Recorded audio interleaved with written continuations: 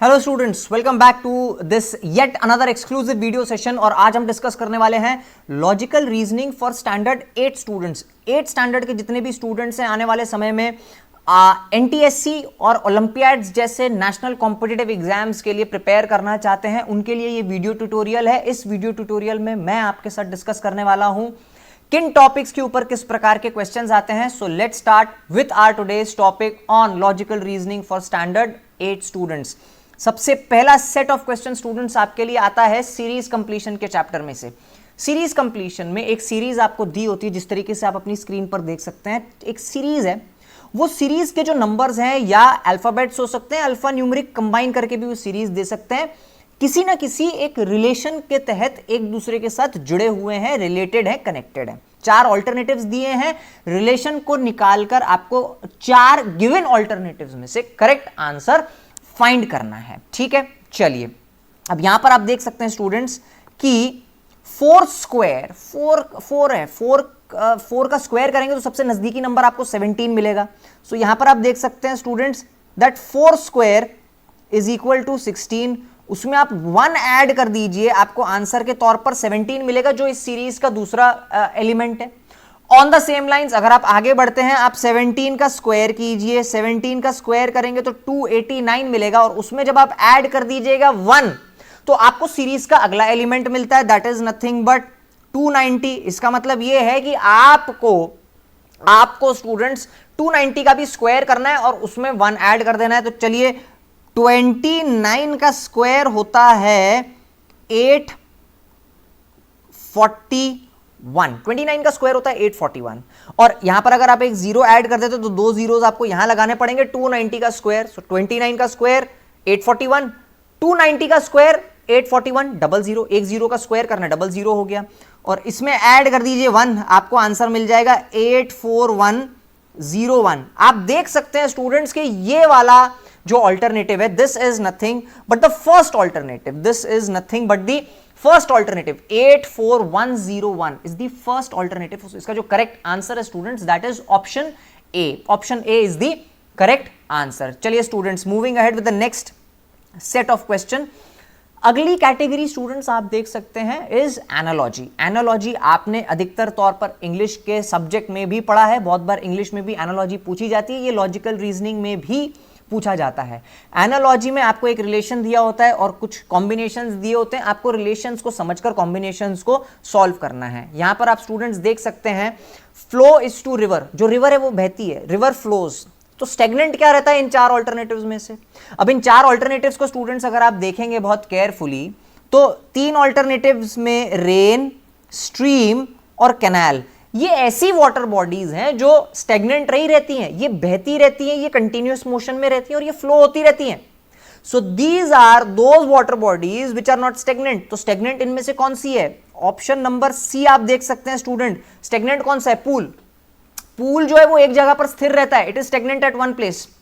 So the correct alternative is option C. Option C is the correct answer. तो इसका जो correct alternative है that is option C. चलिए students, moving ahead with the next question. Classification के ऊपर based ये वाला question आता है, और क्लासिफिकेशन को अगर मैं सिंपल वर्ड्स में आपके सामने पुट अप करूं तो आप सब ने इसके बारे में पढ़ा होगा, odd man out. So odd man out निकालना मतलब क्लासिफाई करना पड़ता है। Choose the word which is different from the rest. 4 alternatives दिए हुए, इन 4 ऑल्टरनेटिव्स में से 3 एक दूसरे के साथ कनेक्टेड है किसी कॉमन रिलेशन के तहत, और चौथा जो है वो बाकी 3 के कंपैरिजन में सेपरेटेड, डिफरेंट है। आपको उसे डिटेक्ट करना है, आपको चूज करना है। 4 ऑल्टरनेटिव्स कौन से हैं? कीव काफी ज्यादा चर्चा में है, काफी ज्यादा न्यूज में है, क्योंकि रशिया ने यूक्रेन पर हमला किया हुआ है, यूक्रेन की कैपिटल है कीव। उसी तरीके से जो दूसरी सिटी है दैट इज वॉर्सो। अब वॉर्सो की खास बात क्या है कि कीव जो है वो यूक्रेन का कैपिटल है, वॉर्सो जो है वो पोलैंड का कैपिटल है। और ऑन द सेम लाइंस आप सब जानते होंगे स्टूडेंट्स कि जो मॉस्को है, मॉस्को ये रशिया का कैपिटल है। मोल्डोवा एक ऐसा ऑल्टरनेटिव है जो कोई कैपिटल सिटी नहीं है, मोल्डोवा अपने आप में एक कंट्री है। So alternate D is a country, whereas option A, B, C ये कंट्री के कैपिटल्स हैं। ये चीज स्टूडेंट्स आपको ध्यान में रखनी है। सो इसका जो करेक्ट आंसर है, इसका जो करेक्ट ऑल्टरनेटिव है students that is option D, Moldova is the correct answer, option D is the correct answer for this. So ये रहा students question from classification side. चलिए मूव अहेड करते हैं। अगला जो क्वेश्चन आता है वो आता है from the section of coding and decoding. बहुत ही पॉपुलर सेक्शन है, काफी इंटरेस्टिंग है। अल्फाबेट्स, नंबर्स और अल्फा न्यूमेरिक सीरीज सब कुछ आ सकता है इसमें। तो ये चीज आपको ध्यान में रखना है कि कोडिंग डिकोडिंग में एक एनक्रिप्टेड फॉर्म ऑफ एलिमेंट्स दिया होता है, ग्रुप ऑफ एलिमेंट्स दिया होता है, और आपको उसे चेंज करना होता है, आपको उसे बदलना होता है, आपको उसे चेंज करना होता है। ये चीज स्टूडेंट्स आपको ध्यान देना है। चलिए अब यहां पर स्टूडेंट्स आप देख सकते हैं कि मिशन को कोड किया गया है एज MSSIISNOS। मिशन को कुछ इस प्रकार कोड किया गया है और आपको यह पूछा गया है कि बताइए ऑनलाइन को किस तरीके से कोड किया जा सकता है। अगर मिशन को कोड किया गया है MSSIISNOS के साथ में, तो बताइए ऑनलाइन को किस तरीके से कोड किया गया। चलिए मिशन को ना एक बार डिकोड करने की कोशिश करते हैं। MISSION, मिशन को इस प्रकार लिखा गया है और इसको कोड किया गया है MSIISNOS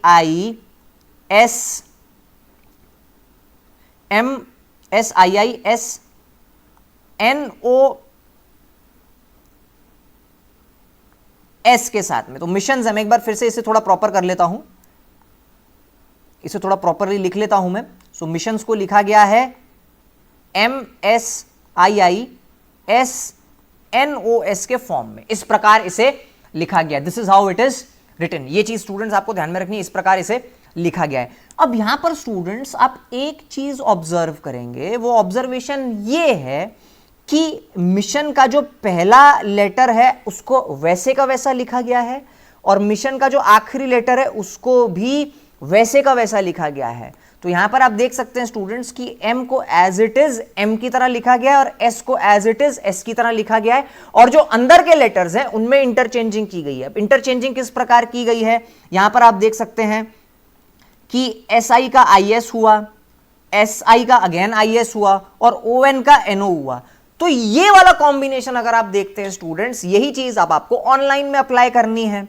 ऑनलाइन अगर आप लिखते हैं ONLINE, इस प्रकार अगर आप लिखते हैं तो आपको ऑनलाइन का O एज इट इज लिखना है और E एज इट इज लिखना है। NL में आपसी इंटरचेंजिंग होगा और IN में आपसी इंटरचेंजिंग होगा। ये चीज स्टूडेंट्स आपको याद रखनी है।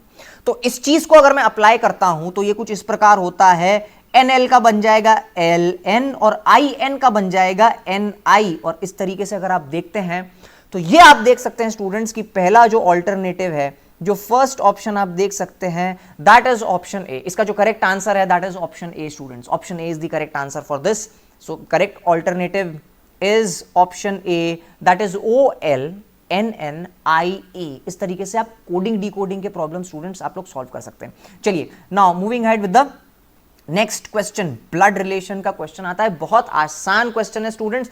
एक चीज याद रखिएगा, ब्लड रिलेशन ये एक ऐसा सेक्शन है, एक ऐसा टॉपिक है कि जिसके ऊपर क्वेश्चंस आते हैं, श्योर शॉर्ट क्वेश्चंस आते हैं, भले एक या दो क्वेश्चन आएंगे, लेकिन you can not afford to lose marks on this particular chapter, on this particular section, because बहुत पॉपुलर क्वेश्चंस आते हैं और उसी के साथ साथ आसान और स्कोरिंग सेक्शंस रहते हैं। ये चीज याद रखिए स्टूडेंट्स, स्कोरिंग चैप्टर्स है ये वाले और स्कोरिंग क्वेश्चंस आते हैं। चलिए देखते हैं किस तरीके से सॉल्व होता है। Pointing to a photograph of a boy, Suresh said he is the son of the only son of my mother. अब इसको आप ब्रेक कीजिए दो पार्ट्स में, इस पूरे फ्रेज को आप ब्रेक कीजिए दो पार्ट्स में, आसानी से आंसर मिल जाएगा। Son of my mother, son of my mother मतलब the person himself, son of my mother the person ही himself, son of that person. अब सन ऑफ दैट पर्सन मतलब फोटोग्राफ में सुरेश जिस पर्सन की बात कर रहा है वो उसका बेटा है, वो उसका बेटा है। तो सुरेश उस बच्चे का क्या लगा? Correct answer is alternate D. Correct option is option D, that is father. Correct option is alternate D, father is the correct answer for this. So इसका जो करेक्ट आंसर है दैट इज ऑप्शन डी। ये चीज students आप सबको याद रखनी है। इस तरीके से ब्लड रिलेशन से क्वेश्चंस को आप सॉल्व करते हैं। बहुत ध्यान से सुनना है स्टूडेंट्स। ब्लड रिलेशन को कॉम्पिटिटिव एग्जाम्स में इसलिए रखा जाता है क्योंकि हिंदी में कुछ अलग अलग रिलेशंस रहते हैं, मामा, ताया, चाचा, और इन्हीं सभी रिलेशंस को जिनको हिंदी लैंग्वेज में डिस्टिंक्टली बताया गया है वो इंग्लिश लैंग्वेज में एक ही वर्ड से डिपिक्ट होता है और उसको बोलते हैं अंकल, जिसकी वजह से कंफ्यूजन क्रिएट हो जाता है। इसलिए इस चीज को ध्यान में रखते हुए ब्लड रिलेशन के टॉपिक्स को इन कॉम्पिटिटिव एग्जाम्स में प्लेस किया जाता है, रखा जाता है। ये चीज स्टूडेंट्स आप सबको ध्यान में रखनी है। तो इस क्वेश्चन का जो करेक्ट ऑल्टरनेटिव है that is option D, father. चलिए let's move ahead with the next set and that is puzzle test. Puzzle test students एक बहुत ही इंटरेस्टिंग टॉपिक रहता है लॉजिकल रीजनिंग का। एक पजल पूछा जाता है, कुछ सेट ऑफ सीक्वेंसेस होते हैं, कुछ इवेंट्स होते हैं, उनको आपस में क्लब किया जाता है और ये एक पजल फॉर्म होता है। आपको एक एक करके उन सब स्टेटमेंट्स को डिकोड करना पड़ता है, अरेंज करना पड़ता है, उसमें समझना पड़ता है कि वो क्या बोलना चाह रहा है और पजल को आपको सॉल्व करना पड़ता है। इस चैप्टर का एक बेनिफिट ये है कि अगर आपने पजल को सॉल्व कर लिया तो एक ही बार में 5 से 6 क्वेश्चन सॉल्व हो जाते हैं, डिपेंडिंग अपॉन आप कौन सा पेपर दे रहे हैं। लेकिन आपको ये भी ध्यान रखना है कि इसको आपको बहुत ज्यादा प्रैक्टिस करना पड़ता है, क्योंकि पजल प्रैक्टिस के साथ ही प्रोफिशिएंटली और एफिशिएंटली सॉल्व होता है। तो चलिए स्टूडेंट्स इस पजल को सॉल्व करते हैं। Based on the information given below आपको इस पजल को सॉल्व करना है। मैं आपको हिंट्स दे दूंगा, सॉल्व आपको करना है, आपको इसको पूरा ब्रेक करके दे दूंगा, आपको फाइनल अरेंजमेंट आपको करना है। स्टूडेंट्स आप ट्राई कीजिएगा। An art and culture exhibition is being organised in Pondicherry. 5 different states will represent their art in exhibition during 6 days of a week. चलिए इसको साथ साथ सॉल्व करते हैं। तो सॉल्व करने के लिए हम साथ साथ इसे सॉल्व करते जाते हैं। तो 5 different states will represent their art in the state exhibition during 6 days of a week. 6 days of a week, 6 days of a week का मतलब ये है कि आप कंसिडर कर सकते हैं 6 days of a week consider करना है तो Monday, Tuesday, Wednesday, Thursday, Friday and Saturday. तो ये हो गए 6 days of a week.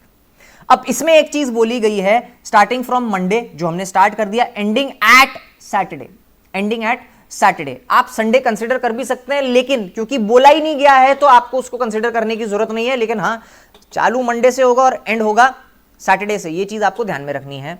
One of these days shall be a rest day. इनमें से एक दिन जो होगा वो रेस्ट डे होगा। स्टूडेंट्स ये चीज ध्यान रखिएगा। 5 पार्टिसिपेटिंग स्टेट्स हैं, कौन से हैं चलिए देखते हैं। एपी, एमपी, पंजाब, उत्तराखंड और Gujarat. Only 1 state can put up their exhibition per day. हर स्टेट अपनी एग्जीबिशन सिर्फ एक ही दिन पे लगा सकता है, ये चीज स्टूडेंट्स आपको ध्यान रखनी है। अब आती है conditions. The rest day is between the days when AP and Gujarat exhibit their art. AP और गुजरात अपनी आर्ट एग्जिबिट करते हैं। तो ये कुछ इस प्रकार हो सकता है, एपी एंड गुजरात, ये रहा रेस्ट डे और ये रहा एपी और गुजरात। इसको मैंने इस तरह इसलिए लिखा है स्टूडेंट्स क्योंकि श्योर नहीं है कि गुजरात पहले है या एपी पहले, गुजरात बाद में या एपी बाद में। तो मैंने इस कॉम्बिनेशन को इस प्रकार लिख लिया है। तो यहां पर जो चीज लिखी हुई है this is the third condition. तो थर्ड कंडीशन में जो चीज बोली गई है उसको मैंने इस प्रकार लिख लिया है। चलिए now let's move ahead. Punjab will put up their artwork right before Uttarakhand. Punjab जो है अपना आर्टवर्क उत्तराखंड के जस्ट पहले लगाएगा। सो पंजाब एंड उत्तराखंड ये एक तरफ हो गया। चलिए moving ahead to the next one. There is a gap of 2 days between Gujarat and Punjab exhibition. Gujarat और पंजाब की एग्जीबिशन में 2 दिन का गैप है। गुजरात और पंजाब की एग्जीबिशन में 2 दिन का गैप है। अब एक चीज ध्यान रखिए, यहां पर यह भी बोला गया है कि Gujarat organise the exhibition before Punjab. इसका मतलब यह है कि ये रहा उत्तराखंड, ये रहा पंजाब और पंजाब से 2 दिन पहले गुजरात रहेगा। पंजाब से 2 दिन पहले गुजरात रहेगा। अब एक चीज ध्यान दीजिए स्टूडेंट्स, यहां पर 5 दिन पूरे हो चुके हैं और एक रेस्ट डे रहेगा। अगर आप गुजरात को पंजाब से 2 प्लेसेस ऊपर प्लेस करते हैं तो आपको आंध्र प्रदेश को गुजरात के नीचे प्लेस करना पड़ेगा, क्योंकि अगर आप गुजरात के और एक दिन पहले प्लेस करते हैं आंध्र प्रदेश को तो हो सकता है वो कंडीशन सेटिस्फाई ना करे। चलिए करके देखते हैं। आखिरी में यह चीज बोली गई है कि Madhya Pradesh does not organise the exhibition on Saturday. Madhya Pradesh Saturday को ऑर्गेनाइज नहीं करता एग्जीबिशन। तो ये वाला कॉम्बिनेशन अगर मुझे लगाना हो तो ये रहे, ये हो सकता है Saturday, Friday, Thursday, Wednesday, Tuesday और मंडे जो रहेगा वहां पर एमपी आएगा, क्योंकि ये चीज क्लियरली बोल दी गई है कि मध्य प्रदेश सैटरडे को एग्जीबिशन नहीं लगाता। अब इसमें एक दिन रेस्ट डे आ जाएगा। अब वो रेस्ट डे कौन सा हो सकता है? वो रेस्ट डे हो सकता है वेडनेसडे का। मैंने आपको पूरी हिंट दे दी है स्टूडेंट्स, अरेंज आपको करना है इस पजल को। मैंने पूरा ऑलमोस्ट सॉल्व करके दे दिया, तकरीबन सॉल्व करके दे दिया, सिर्फ एक फॉर्मेलिटी बची है, सॉल्व आपको करना है स्टूडेंट्स, ये चीज ध्यान रखिए। तो मेरे हिसाब से जो करेक्ट कॉम्बिनेशन बनता है दैट इज एमपी यहां पर आएगा, गुजरात यहां पर आएगा, वेडनेसडे जो रहेगा वो रेस्ट डे रहेगा, और उसके नीचे आएगा आंध्र प्रदेश, और फिर आएगा पंजाब, और आखिरी में आएगा उत्तराखंड। अगर आप अब सब कंडीशंस को एक बार, अब आप ये बताइए कि ये क्या ये कंडीशन सही है, क्या ये कॉम्बिनेशन सही है, क्या इसके अलावा कोई दूसरा कॉम्बिनेशन पॉसिबल हो सकता है? इस तरीके से स्टेप बाय स्टेप आपको पजल को सॉल्व करना होता है। ठीक है स्टूडेंट्स, तो ये रहा पजल सॉल्विंग का क्वेश्चन। चलिए मूव करते हैं अगले सेक्शन की तरफ। Let's move towards the next section. जो अगला सेक्शन होता है स्टूडेंट्स वो होता है डायरेक्शन सेंस का। बहुत ही आसान और बहुत ही स्कोरिंग टॉपिक होता है ये वाला। 100% श्योर शॉर्ट क्वेश्चन आएगा और you cannot afford to lose marks on these questions, बहुत आसान होते हैं। A man walks 5 kilometres towards south. Let's consider that this point is the starting point of the person and the man walks 5 kilometers towards south. 5 kilometers towards south. A man walks 5 kilometers. A man walks 5 kilometers towards south, and then turns right. And then turns right. अब students एक चीज ध्यान रखिए, वो south direction में है। South direction का मतलब क्या है कि अगर आप साउथ फेसिंग हैं तो ये वाली जो डायरेक्शन होगी ये हो जाएगी उस मैन की लेफ्ट डायरेक्शन, और ये वाली डायरेक्शन हो जाएगी, ये हो जाएगी राइट डायरेक्शन। ये चीज स्टूडेंट्स आपको ध्यान देनी है, आपको इस चीज को ध्यान में रखना है। ठीक है, सो ये हो गया लेफ्ट, अब वो राइट लेता है, and again walks 5 kilometres, and again walks 5 kilometres, and again walks 5 kilometres. Now in which direction is he from the starting point? बहुत ही आसान सवाल है, बहुत ही आसान क्वेश्चन है। ये रहा स्टार्टिंग पॉइंट O और ये रहा फाइनल डेस्टिनेशन F। अगर आप O से F को जोड़ते हैं तो आप क्लियरली देख सकते हैं students that now the man is in south west direction. तो जो साउथ वेस्ट डायरेक्शन है ना, वो साउथ वेस्ट डायरेक्शन की तरफ पर्सन है। The person is in the south west direction. So इसका जो करेक्ट ऑल्टरनेटिव है student, the correct alternative is option D south west. Option D south west is the correct alternative. ये चीज students आपको ध्यान में रखनी है। सो इसका जो करेक्ट ऑप्शन हमको मिल गया। चलिए now let's move ahead towards the next section. Pattern arrangements का सेक्शन आता है स्टूडेंट्स। पैटर्न्स दिए होते हैं, कभी कभी पेपर कटिंग के भी क्वेश्चंस पूछ ले जाते हैं इसी प्रकार में। आपको एक पैटर्न दिया हुआ है और आपको सिलेक्ट करना है करेक्ट ऑल्टरनेटिव। अब यहां पर स्टूडेंट्स आप देख सकते हैं कि यहां पर आपको प्रॉब्लम फिगर दिया हुआ है जिसको मैंने हाईलाइट किया है, और इन 4 ऑल्टरनेटिव्स में से आपको एक करेक्ट ऑल्टरनेटिव चूज करना है। उसके लिए प्रॉब्लम फिगर में से स्टूडेंट्स आपको प्रॉब्लम को कंप्लीट करना है। तो चलिए प्रॉब्लम फिगर को हम कंप्लीट करते हैं। सबसे पहले मैं इस सर्कल को कंप्लीट कर देता हूं। अब यहां पर स्टूडेंट्स एक चीज है, क्योंकि आपने ये वाला आर्क कुछ इस प्रकार बनाया, ऑप्शन ए ऑप्शन सी बाहर हो जाते हैं, क्योंकि इन ऑल्टरनेटिव्स में हमारे बनाए हुए आर्क जैसा कुछ भी नहीं है। तो ऑप्शन ए और ऑप्शन बी, ऑप्शन सी बाहर हो गए। बी और डी में करेक्ट कौन सा, चलिए देखते हैं। अब बी और डी में करेक्ट अगर आपको करना है तो मैंने ये अंदर का सर्कल कंप्लीट कर दिया और इसे जोड़ दिया, और एक यहां पर बनाना है triangle to complete the figure. यहां पर स्टूडेंट्स आप देख सकते हैं कि ऑप्शन नंबर बी और ऑप्शन नंबर डी में से कोई भी ऐसा पैटर्न नहीं बन रहा है कि जहां पर डबल आर्क बने। यहां पर इसका मतलब यह है कि ये वाला पैटर्न सिर्फ आप देख सकते हैं ऑप्शन बी में ही है। सो इसका जो करेक्ट आंसर है students that is option B. Option B एकदम सेम पैटर्न बन रहा है। यहां पर आप देख सकते हैं स्टूडेंट्स, जो ऑप्शन बी है ये वाला पैटर्न और ये वाला पैटर्न पूरा सेम है, इट्स सेम एग्जैक्ट है। सो इसका जो करेक्ट ऑल्टरनेटिव है that is option number B. Option B is the correct answer for this. चलिए students let's move ahead with the next one, mirror image and water image. Again yet another very simple but scoring topic, बहुत आसान है। आपको इसमें mirror image और water image पूछी जाती है स्टूडेंट्स। मैं एक जगह मिरर इमेज का एग्जांपल लूंगा और फिर वाटर इमेज का एग्जांपल लूंगा। मिरर इमेज जो है वो हमेशा हॉरिजॉन्टली बनती है, डिपेंड्स कि मिरर की पोजीशन कहां रखी है, मिरर को कहां पर प्लेस किया गया है। और वाटर इमेज जो है वो हमेशा इन्वर्ट होगी, वो हमेशा नीचे बनेगी। तो यहां पर आपको बोला गया है इफेक्टिव की आपको मिरर इमेज बनानी है, तो इफेक्टिव की चलिए मिरर इमेज बनाते हैं हम। सो इफेक्टिव मैं इस वर्ड को अगर मैं इस प्रकार लिखूं, सो दिस इज इफेक्टिव, और इसकी अगर मुझे मिरर इमेज बनानी है स्टूडेंट्स, पहले तो मैं कुछ इस प्रकार बनाऊंगा। ये ई हो गया, आई, दिस इज टी, सी का जो आर्क रहेगा वो अंदर की तरफ रहेगा, वो मिरर की तरफ रहेगा, तो सी का आर्क मैंने उस तरीके से बनाया। अगेन ई के जो तीनों हॉरिजॉन्टल लाइंस है वो मिरर की तरफ रहेगी, एफ की भी जो हॉरिजॉन्टल लाइंस है वो मिरर की तरफ रहेगी, और इस तरीके से मिरर इमेज बनेगी ऑफ द वर्ड इफेक्टिव। अब हमको ये देखना है स्टूडेंट्स कि ये वाले ऑल्टरनेटिव है कहां पर, किधर है ये वाला ऑल्टरनेटिव, किधर है, चलिए देखते हैं। अब ये आप देख सकते हैं स्टूडेंट्स, ऑप्शन ए में आप देख सकते हैं, ऑप्शन फर्स्ट ऑप्शन जो है उसमें आप देख सकते हैं EVIT ये वाला जो ऑल्टरनेटिव है स्टूडेंट, ये जो मैंने पूरा कंप्लीट ये जो यहां पर बनाया है वो आप देख सकते हैं कि ऑप्शन ए में आपको नजर आ रहा है। सो इसका जो करेक्ट आंसर है students that is option A, the first option is the correct answer for this. तो इस तरीके से स्टूडेंट्स मिरर इमेज बनाई जाती है। इसी की अगर मुझे वाटर इमेज बनानी है तो किस प्रकार बनेगी, बड़ा ध्यान से देखिएगा, किस प्रकार बनेगी बड़ा ध्यान से देखिएगा। सो ये रहा इफेक्टिव